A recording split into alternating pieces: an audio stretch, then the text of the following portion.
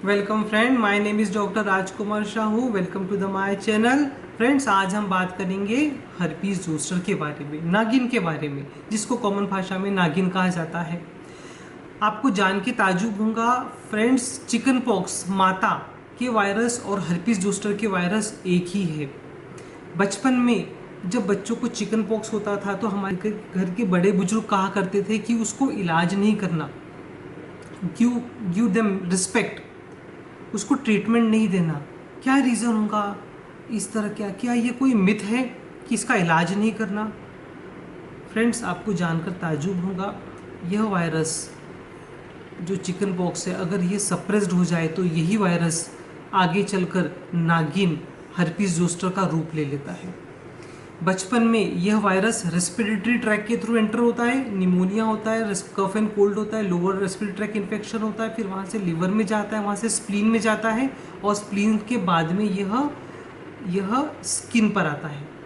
लेकिन एकमात्र pox, chicken pox माता एकमात्र ऐसा डिजीज़ है जब वो आता है और जो अपना पूरा क्लिनिकल पीरियड निकलकर जब वो निकलता है तो पेशेंट की रोग प्रतिकारक शक्ति कई गुना बढ़ जाती है, पेशेंट का इम्यून सिस्टम कई गुना बढ़ जाता है। सारे डिजीज़ में रोग प्रतिकारक शक्ति कम हो जाएंगी, लेकिन चिकन पॉक्स माता एक ऐसा डिजीज़ है जिसमें आपकी रोग प्रतिकारक शक्ति बढ़ जाएंगी।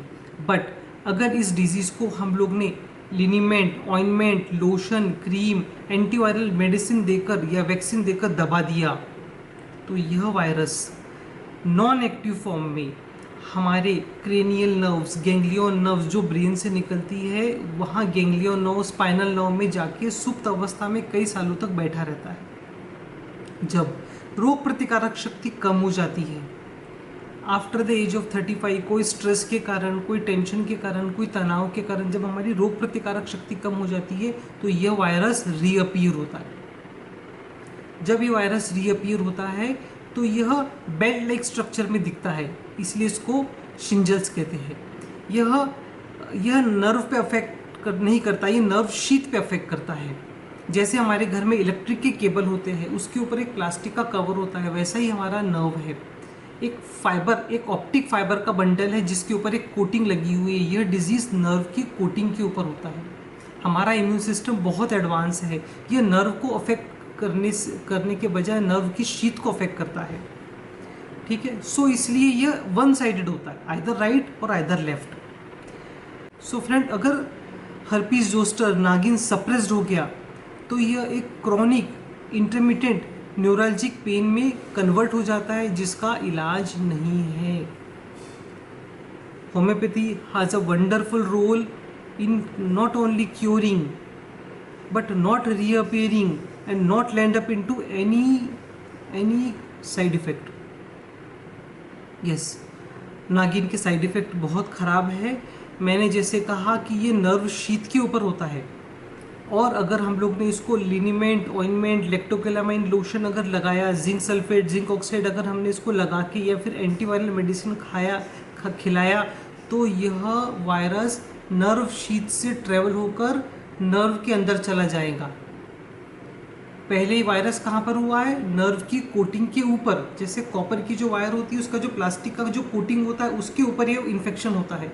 जब हम इसको कोई लिनीमेंट, ऑइंटमेंट लगाते हैं तो जो इसका टॉक्सिन्स होता है, ये टॉक्सिन्स नर्व के अंदर ट्रेवल होता है, और जब ये इसके टॉक्सिन्स नर्व के अंदर ट्रेवल होते हैं, अगर वो ब्रेन तक जाए तो आपको encephalopathy, viral encephalopathy, chronic neuralgia जो लाइलाज है, जिसमें स्टेरॉइड्स भी काम नहीं करता, जिस पे कोई हायर पेन किलर काम नहीं करता, यह स्थिति में पेशेंट लैंड हो जाता है।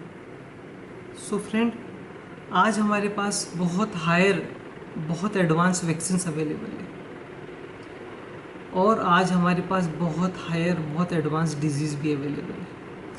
हमको जो डिजीज़ होती थी वो लाइफ थ्रेटनिंग थी, बट उसका रेशियो बहुत कम था। बट आज जो हमारे बच्चे ऑटिज़म में लैंड हो रहे हैं, उसके लिए कौन जवाबदार है?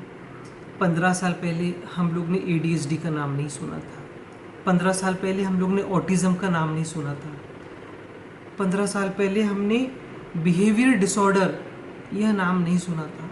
आज 10 में से 6, 10 में से 7 बच्चे बिहेवियर डिसऑर्डर का शिकार है, 10 में से 5 बच्चे ADHD का शिकार है, 100 में से 5 बच्चे ऑटिज़म का शिकार है। सो फ्रेंड, आज हमने जो डिज़ीज़ 2010 में 2012 में जो देखा हम लोगों ने डिज़ीज़, वो इन्फेक्शियस डिज़ीज़ आज बड़े डिज़ीज़ का रूपांतर ले लिया है। वैक्सीन के side effect are well known. Mercury, उसमें मर्क्यूरी होता है, उसमें एक DNA गाइडेड वायरस होते हैं जो हमारे बॉडी में पर्टिकुलर टाइप की इम्यूनिटी को डेवलप करते हैं। Virus has a mutation, virus की म्यूटेशन की कैपेसिटी है, वो अपने आप को चेंज कर देता है। तो क्या जो पुराना वैक्सीन जो पुराने वायरस पे स्टडी करके दिया, क्या वो कारगर है? क्या वो इफ़ेक्टिव रहेगा? Think and think.